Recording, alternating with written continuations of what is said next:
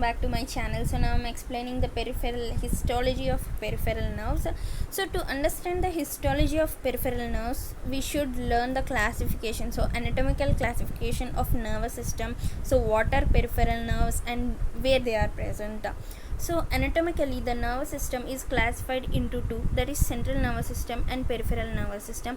So the central nervous system include brain and spinal cord, and the peripheral nervous system include the nerves of brain and spinal cord.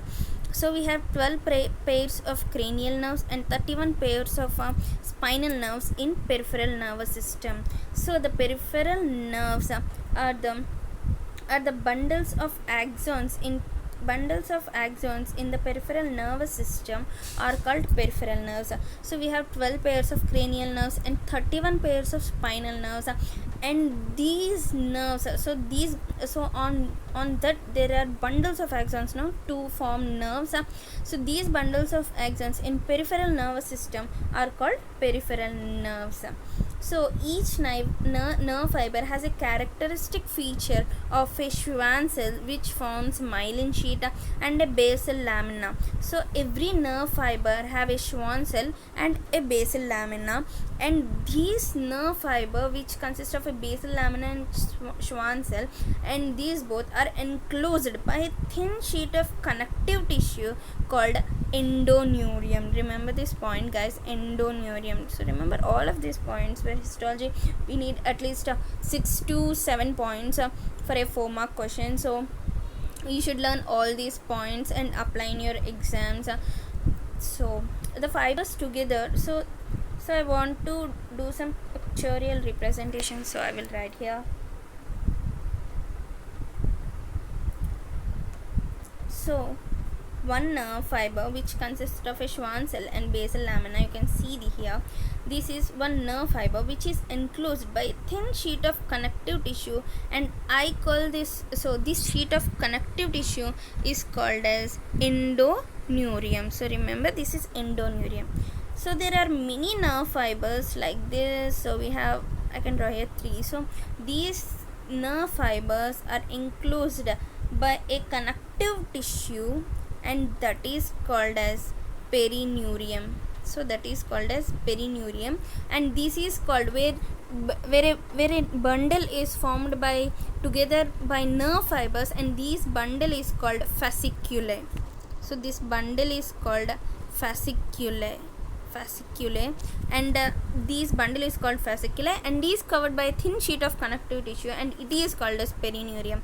So many fasciculae, so many of these bundles of nerve fibers, so many of these fasciculae are surrounded by a large nerve fiber, and that nerve fiber is called as perineurium.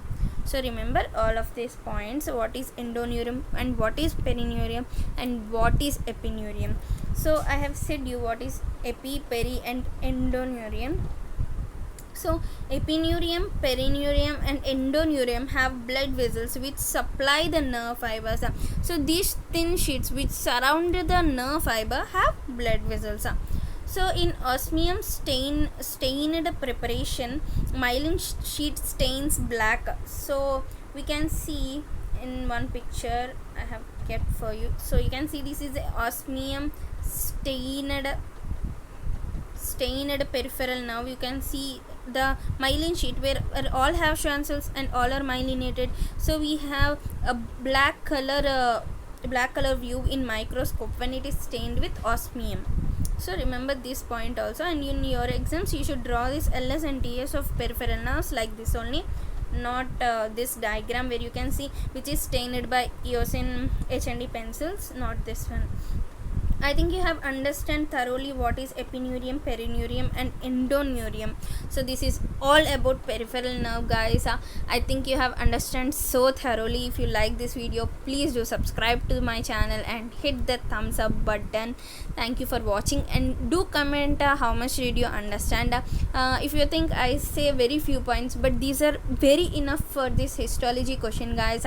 And if you write what is epineurium, perineurium and endoneurium and this classification, what are peripheral nerves, and which stain you are using in histology, means osmium stained, and and these points are enough, guys. And what is fasciculae, and how they are forming bundles, and what is the thin sheet, and what blood vessels the thin sheet consists of, and these 6 to 7 points are more than enough for a 4-mark question, and you will get 4 marks when you apply all these points and draw the osmium Steinert diagram. So again, thank you for watching this video.